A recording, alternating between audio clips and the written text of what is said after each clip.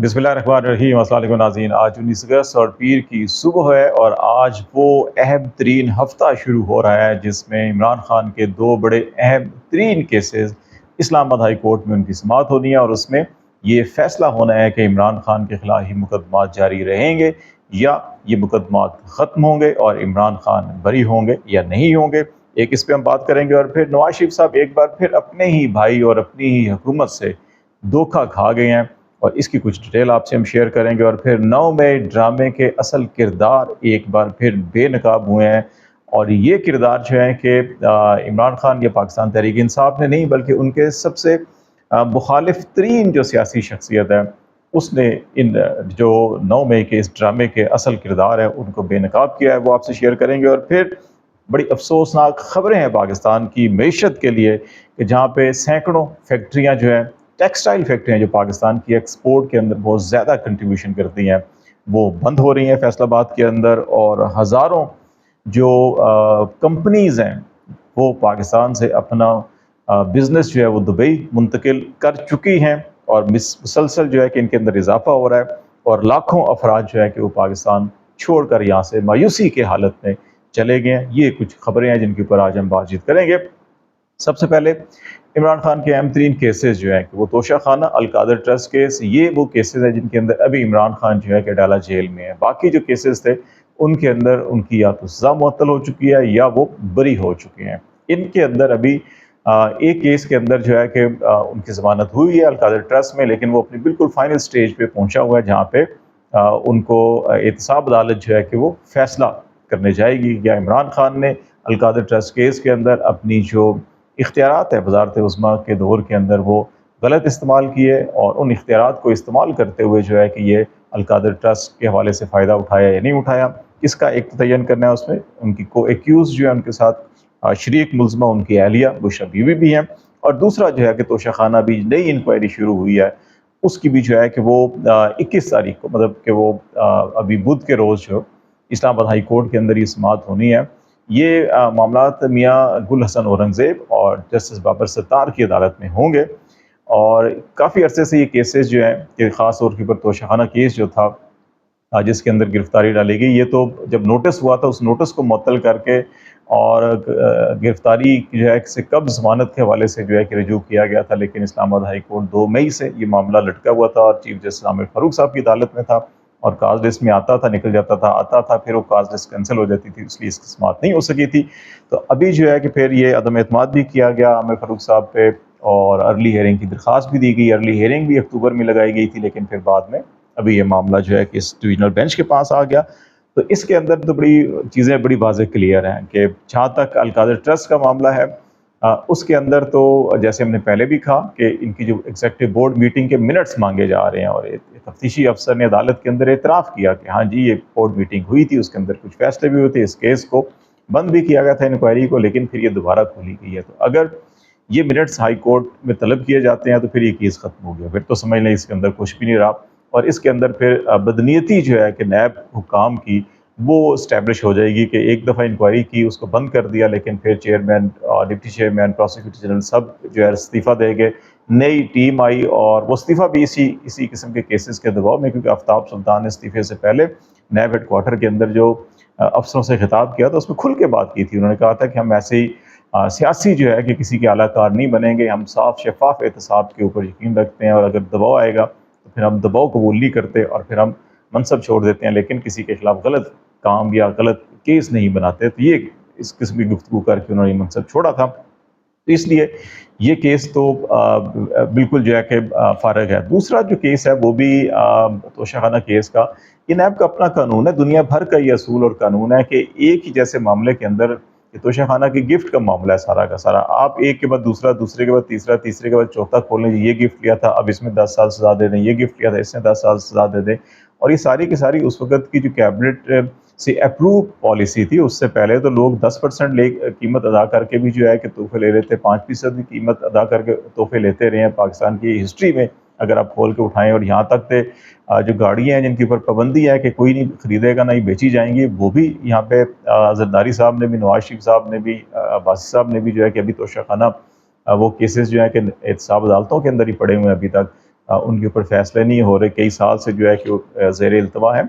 تو یہ کیس جو ہے کہ اس سے پہلے بھی ہیئرنگ جب ہوئی ہے، نیب کو نوٹسز کیے گئے 21 اگست کے لیے، تو اس کے اندر بھی بڑی واضح چیزیں ہیں، اور اس کے اندر عدالت نے یہی کہا کہ کیسے ہو سکتا ہے کہ آپ 80 تحفے ہیں تو کہ 80 بار کیس چلائیں گے اور 80 جو ہے کہ اس کے سزائیں دیں گے، تو یہ تو نہیں ہو سکتا نا۔ تو اس کے اوپر ان کا جواب مانگا، اور لگتا ہے یہ دونوں چیزیں جو ہے کہ اسی ہفتے ختم ہوتی ہوئی دکھائی دے رہی ہیں۔ اور دوسرا معاملہ جو ہے کہ لیکن عمران خان صاحب کی رہائی جو ہے کہ وہ اس ہفتے ہوتی ہوئی نہیں دکھائی دے رہی۔ اس کی جو بنیادی وجہ ہے وہ یہ ہے کہ ابھی کچھ 9 مئی کے معاملات اور کچھ نئے مقدمات جو رکھے ہوئے ہیں کہ لائن کے اندر پنجاب حکومت نے، ان میں سے جو ہے کہ کوئی نہ کوئی ایک نیا معاملہ چھیڑا جائے گا، پھر اس کے اندر دوبارہ سے ٹرائل کورٹ سے ہائی کورٹ، اور ہائی کورٹ سے اگر رہائی ہوتی ہے تو پھر تیسرا کیس، دوسرا کیس، 2-3 کیسز اور ایسے رکھے گئے ہیں کہ تاکہ جتنا زیادہ وقت جو ہے عمران خان کو جیل میں رکھا جا سکے رکھنے کی کوشش کی جائے گی، لیکن یہ زیادہ عرصہ جو ہے کہ نہیں رہ سکے گا۔ الٹیمیٹلی جو ہے کہ منتھ ٹو منتھ جو ہے کہ نظر آ رہا ہے کہ عمران خان کی جو ہے کہ ان تمام مقدمات کے اندر رہائی ہو جائے گی۔ میاں نواز شریف صاحب جو ہے کہ یہ مسلسل دھوکہ اپنی جماعت سے کھا رہے ہیں، اپنے بھائی سے بھی مسلسل دھوکہ کھا رہے ہیں، اور ایک بار پھر وہ دھوکہ کھا چکے ہیں۔ ابھی ان کو ایک طویل عرصے کے بعد تیار شیئر کرا کے بڑا ایک نیریٹو بنا کر ان کو جو ہے کہ ہاتھ میں کچھ پرچیاں کچھ ڈیٹا ویٹا دے کر جو ہے کہ پریس کانفرنس کروائی گئی۔ پریس کانفرنس بھی کیا تھی، صرف سامنے لگتا ہے شاید کیمرہ تھا ریکارڈنگ والا، نہ کوئی سوال نہ کوئی جواب اس پہ ہوا، ایک پریس اسٹیٹمنٹ تھا جس میں انہوں نے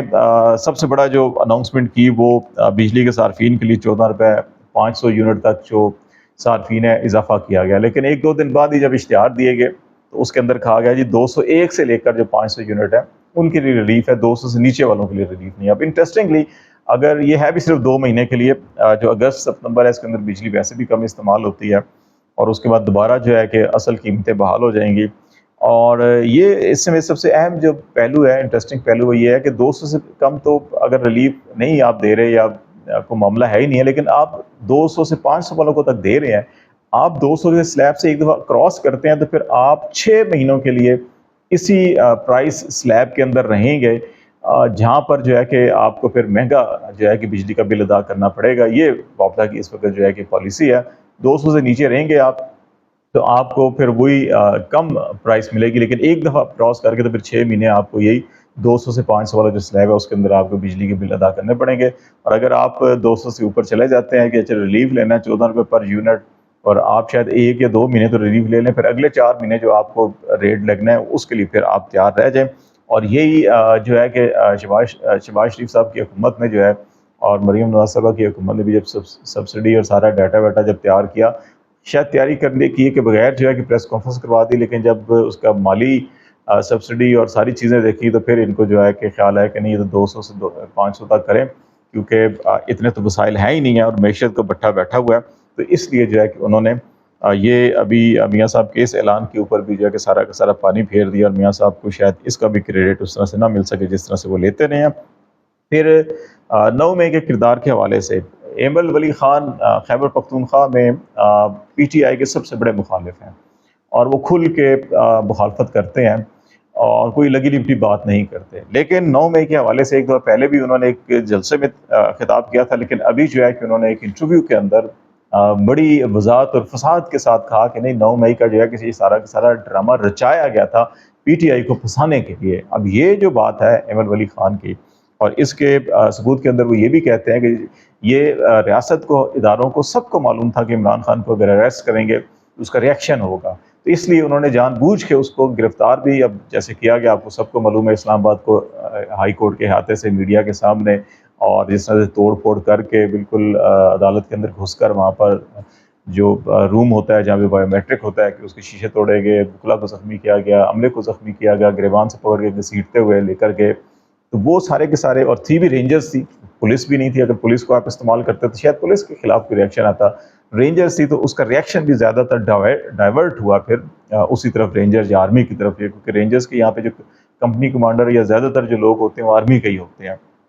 تو یہ ان کے پاس انٹیلیجنس رپورٹس تھیں، اس کے باوجود جان بوجھ کے اس طرح سے گرفتاری کی تاکہ یہ ریئیکشن ہوگا، اس ریئیکشن کو روکا نہیں جائے گا، بلکہ اس کو ہلہ شیری دی جائے گی کہ وہ ان کور کمانڈر ہاؤس یا اس قسم کی جگہوں کی طرف جائیں تاکہ پھر اس کے خلاف ہم پورا کا پورا کریک ڈاؤن کریں۔ تو یہ ایمل ولی خان کہہ رہے ہیں، اور پھر پشاور ریڈیو پاکستان کے بارے میں کہہ رہے ہیں کہ وہاں تو پی ٹی آئی کے لوگ بھی نہیں تھے،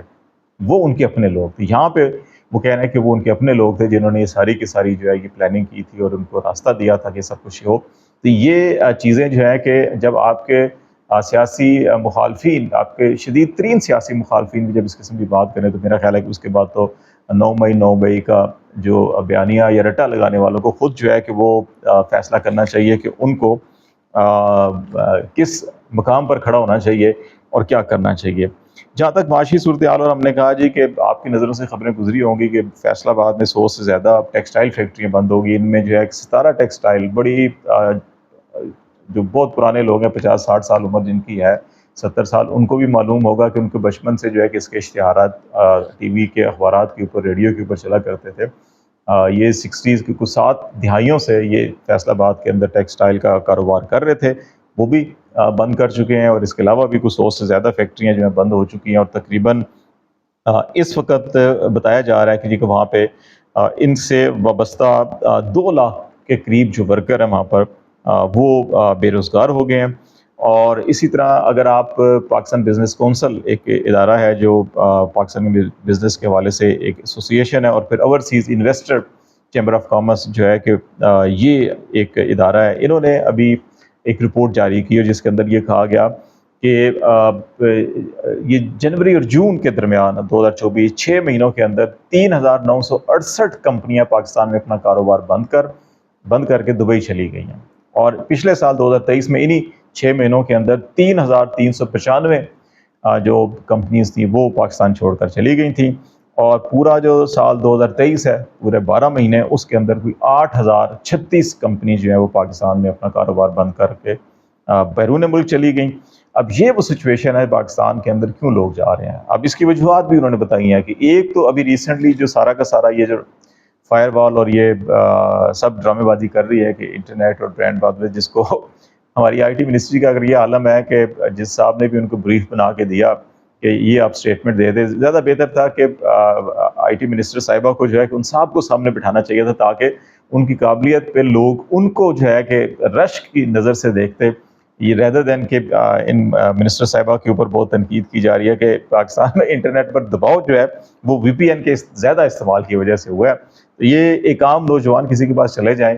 تو جو آئی ٹی سے وابستہ ہے یا جو تھوڑی بہت الگ پہ سمجھتا ہے اس کی ABC، تو وہ بھی آپ کو بتا دے گا کہ سارا معاملہ کیا ہے. لیکن ایک وفاقی وزیر سے، وزیر مملکت سے اس قسم کا بیان دلوانے والے جو پیچھے بیٹھے ہوئے ہیں، آپ ان کی تعلیمی صلاحیت، قابلیت، اہلیت دیکھ سکتے ہیں کہ کیسے کیسے شگوفے اس پاکستان میں پائے جاتے ہیں کہ جو دعوے تو کرتے ہیں کہ ہم ایک سال کے اندر 50-100 ارب ڈالر کی سرمایہ کاری لے آئیں گے، لیکن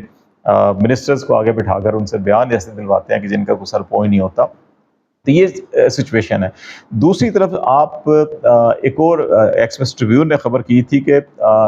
73 لاکھ افراد جو ہے پاکستان چھوڑ کر چلے گئے ہیں پچھلے یہ چند سالوں کے اندر. اب اس میں وہ کہہ رہے ہیں جی کہ پی ٹی آئی کے دور میں جو 3-3.5 سال کا دور تھا اس میں 11 لاکھ پاکستانی بیرون ملک گئے تھے.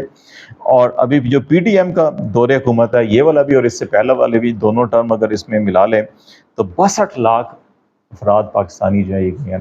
اب اس کے اندر 2 موقف بیان کیے جاتے ہیں. ایک یہ جی کہ دیکھیں بیرون ممالک پاکستانی ہوں گے تو ترسیلات زر آئیں گی، ریمیٹنسز ہوئیں گی. دنیا کے اندر پاکستان کا، ہم تو ایک طویل عرصے کے ساتھ مڈل ایسٹ کے ساتھ، گلف جو کنٹریز ہیں ان کے ساتھ اور یورپی ممالک کے ساتھ ایگریمنٹ کرنے کو ترستے ہیں جی کہ ہمارے ہیومن ریسورس اسکل لیبر جو ہے بیرون ملک جائے، اور ہم دنیا سے کوٹے مانگتے پھرتے ہیں اس کے لیے. تو اب اگر اتنے لوگ جا رہے ہیں تو کیوں چیخو پکار ہو رہی ہے. ایک یہ بیانیہ نیریٹو ہے، اچھی بات ہے. باہر اگر جاتے ہیں پاکستانی اسکل لیبر جاتی ہے، وہاں پہ کماتی ہے اور واپس پاکستان جو ہے کہ وہ سرمایہ بھیجتے ہیں، ترسیلات زر بھیجتے ہیں، زر موادہ کے ذخائر میں اضافہ ہوتا ہے، تو بہت اچھی بات ہے. لیکن اگر کوئی یہاں پہ اپنا کاروبار بند کر کے، اپنی جائیداد پراپرٹی بیچ کر، تمام سرمایہ اٹھا کر باہر پاکستان جا رہا ہے اور وہ سرمایہ وہاں پہ انویسٹ کر رہا ہے، یہ جو ہے فکر کی بات ہے. اس کو سمجھنے کی ضرورت ہے کہ اس دفعہ جو یہ ہو رہا ہے، ایون پی ٹی آئی کے دور حکومت میں جو لوگ جا رہے تھے وہ مختلف ممالک میں جاب کے لیے جا رہے تھے. ابھی یہ معاملہ یہ ہے کہ یہاں پہ ابھی لوگ اپنا سرمایہ، اپنی پراپرٹی، اپنی ہر چیز بیچ کر، اس کو برین ڈرین کہا جاتا ہے کہ آپ یہاں پہ کاروبار بند ہوگا، کوئی یہاں پہ کمپنی بند کر رہا ہے تو یہاں پہ اگر اس کے ساتھ 10 20 25 30، جیسے فیصل آباد کی ہم نے بات کی کہ 2 لاکھ سے زیادہ لوگ جو ہے بے روزگار ہو گئے ہیں. ایک تو یہاں پہ بے روزگاری ہوئی، یہاں پہ لوگوں کی قوت خرید جو ہے کہ اس کے اوپر بوجھ بڑھ گیا. دوسرا یہاں سے سرمایہ انہوں نے نکالا، پاکستان سے باہر لے گئے. تو آپ کا جو زر مبادلہ جو ایکسپورٹ کی صورت میں یا کسی بھی صورت میں ایکسپیکٹ کر رہے تھے وہ سارا کا سارا باہر چلا گیا. جو ان حالات میں باہر جاتا ہے، جب وہ باہر کماتا ہے تو وہیں رکھتا ہے، وہ پاکستان واپس نہیں پہنچتا. یہ وہ لمحہ فکری ہے جس کے اوپر جو ہے کہ ہمارے ان سائنسدانوں کو سوچنے کی ضرورت ہے کہ جو وعدے ایک سال کے اندر 100 ارب ڈالر سرمایہ کاری کی کرتے ہیں، لیکن پلے جو ہے کہ دھیلا نہیں ہے، اور ہم پوری دنیا کے اندر اور پاکستان کے اندر میلہ میلہ کرتے پھر رہے ہیں. تو اس سوچ کو بدلنے کی ضرورت ہے. میرا خیال ہے آج تک کے لیے اتنا ہی. خالد جمیل کو اجازت دیجیے. اللہ حافظ.